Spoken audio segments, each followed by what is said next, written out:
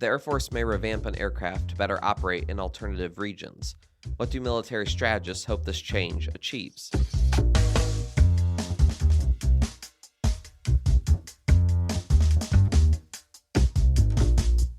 Produced by Defense News and Military Times, this is the Early Bird Brief. Each morning we bring you the defense and national security news of the day.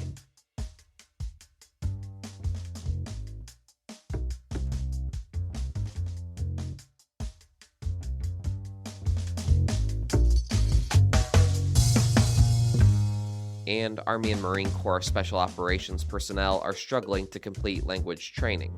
What does it all mean for our defense and security? You'll find out. I'm your host, Simone Perez. Today is November 8th, 2023.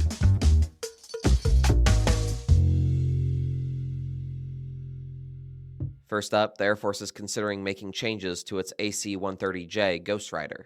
Defense News air warfare reporter Stephen Losey joins the episode today. Hey, Stephen. So, can you tell us about this aircraft and why the service is looking at making this change and or others? When could that happen? So the AC-130J Ghostrider is the latest and most recent in a series of gunships the Air Force operates. They've used these gunships since Vietnam.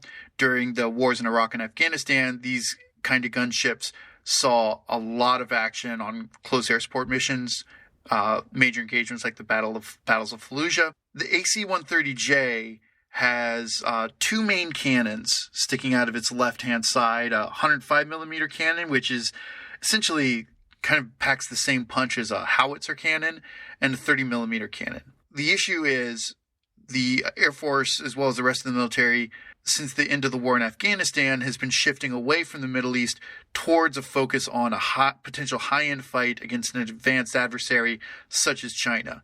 And Air Force Special Operations Command is concerned that the AC-130J in its current configuration, might need to have some changes to make it more relevant for a future high-end fight. So one thing they're thinking about doing is taking off the 105 millimeter cannon, perhaps as early as 2026, and also making a couple of other changes to make it more relevant for a high-end fight, such as adding small cruise missiles for standoff strikes and advanced AESA radar, which would allow improved tracking of ground targets, and upgrades to its communications and networking so it can better tie into the Joint Forces Command and Control networks.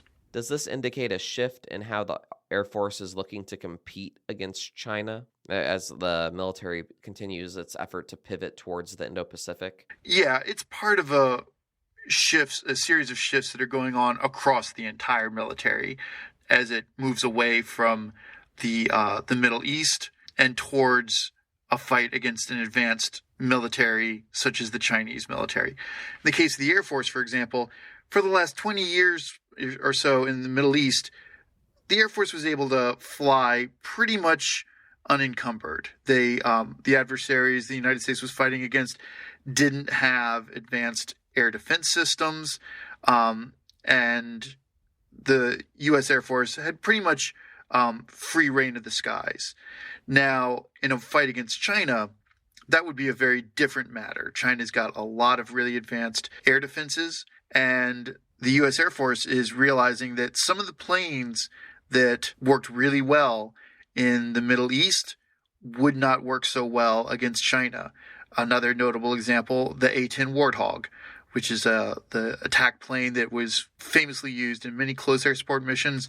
The Air Force is working on retiring those. Now, Air Force Special Operations Command isn't planning right now on reducing the number of AC-130Js further. They were originally going to have 37. They knocked that down to 30. But they are trying to think they can't just send an AC-130J into battle against China the way it was used against, say, the Taliban.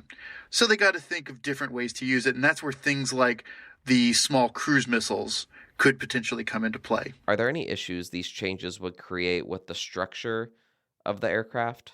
Yeah, there could be. That 105 millimeter cannon is a big piece of hardware, and the entire plane has been engineered to kind of fly with that barrel sticking out of its left-hand side, not to mention the weight of the other components inside. I spoke to another source who's in the gunship community, who raised the point that it would require a pretty big adjustments to how the AC-130J is structured.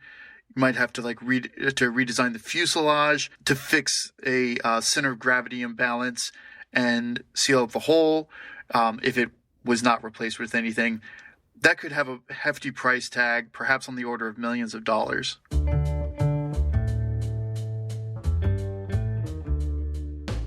In other news, a new report from the Government Accountability Office found large swaths of Army and Marine Corps Special Operations personnel failed to complete their annual language training. For more on this, Military Times editor-at-large Todd South joins us to break down this report.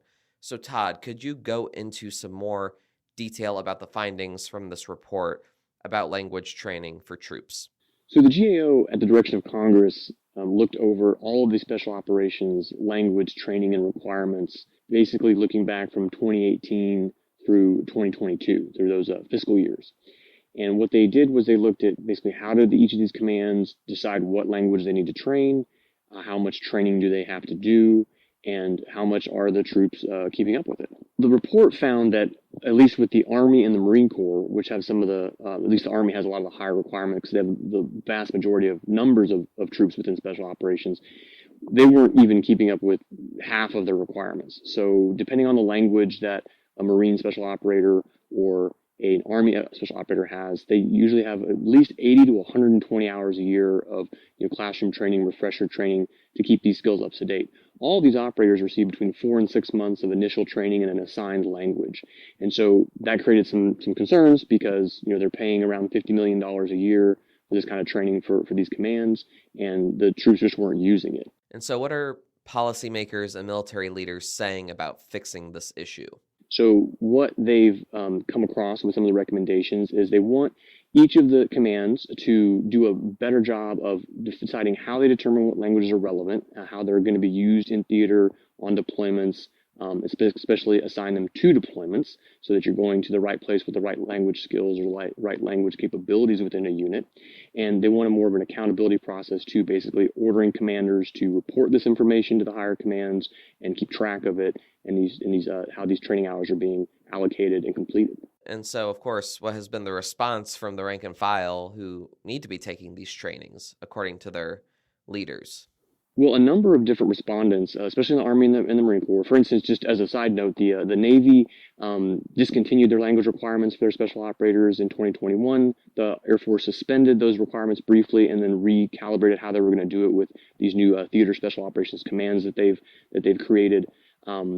As far as the pushback, though, that a number of different troops from different commands, they didn't name them, of course, because they're special operations, basically said they don't have the time. They're pretty much, their commanders prioritize other types of training, be it survival training, shooting, different kinds of deployment preparation. Oftentimes, they said language didn't match where they were going. In certain parts of Europe, for example, where Russian used to be a commonly spoken language, it's now considered offensive to use Russian. But some of these assigned locations for those combatant commands are still to learn Russian when maybe they need to be learning Ukrainian or other dialects or other types of languages to be working with their partners. So there was some pushback both on the time constraints. There's just so much these guys and gals have to train for these deployments, and if they're really learning the right languages. So it sounds as though the process, which the Pentagon agreed with all the GAO report's findings and has agreed to implement those findings and recommendations, it sounds like there's going to be a bit of a shift and overhaul in kind of how they determine what languages they use and how much training they're going to need and make sure they match them appropriately to the deployments. For more conversations like this one, please like and follow us wherever you get your podcasts.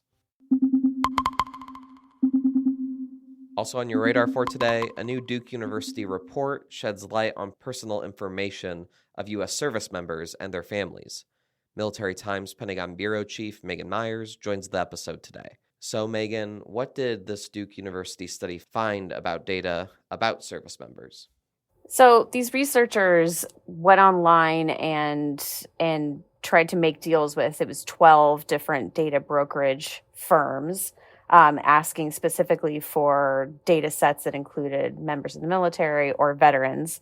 They didn't end up buying from all of them because not all of them were kind of up to snuff in terms of who you'd want to be getting this information from, or they couldn't meet the guidelines that these brokers had. But what they found is for, for as little, in some cases, as 12 cents per name, they could get thousands of service members' families, and veterans' personal information. So that's names, home addresses, contact information, and then credit scores and mental health information, stuff like that. Things that someone would ostensibly use to market to these people, but information that could also be used to contact these service members and exploit them. Has there been any guidance about this, though, from officials? What are the security risks of this data being out there? So there hasn't been any official guidance about this. Exploitation schemes do target service members. That is known, and service members are, always told to be careful about who they're talking to on the internet, not to share classified information with people. But the threat is that someone could get this information, and they could possibly find something, negative in this personal information and threaten to expose the service member and ask for money in response to keeping it quiet, or ask for national security secrets to keep it quiet. Or they could just, cold call and in some other way manipulate one of these service members and then ask for classified information in exchange for keeping whatever conversations they've had private. Thanks, Megan. And now here are some other stories that we're hearing chirps about. In case you missed it, this week a federal jury convicted the captain of a dive boat that caught fire off the coast of Southern California in 2019. Jerry Boylan was found guilty of one count of felony misconduct or neglect of a ship officer. 34 people died on board the vessel. The New York Times reported the accident prompted the Coast Guard to issue new fire safety rules for small boats. NATO member countries that signed a key Cold War-era security treaty froze their participation in the pact yesterday. That happened just hours after Russia pulled out, raising fresh questions about the future of arms control agreements in Europe. A military appeals court has thrown out the conviction of a junior sailor who deserted his unit in 1978 and went on the lam for more than 44 years.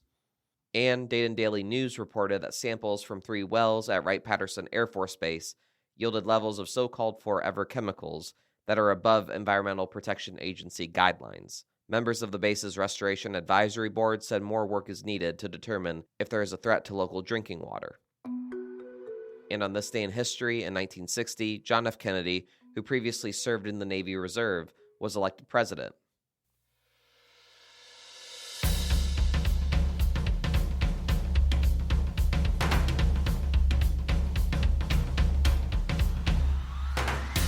That's it for us this morning. To get more top stories and breaking news, go to defensenews.com/EBB to subscribe to the Early Bird Brief newsletter.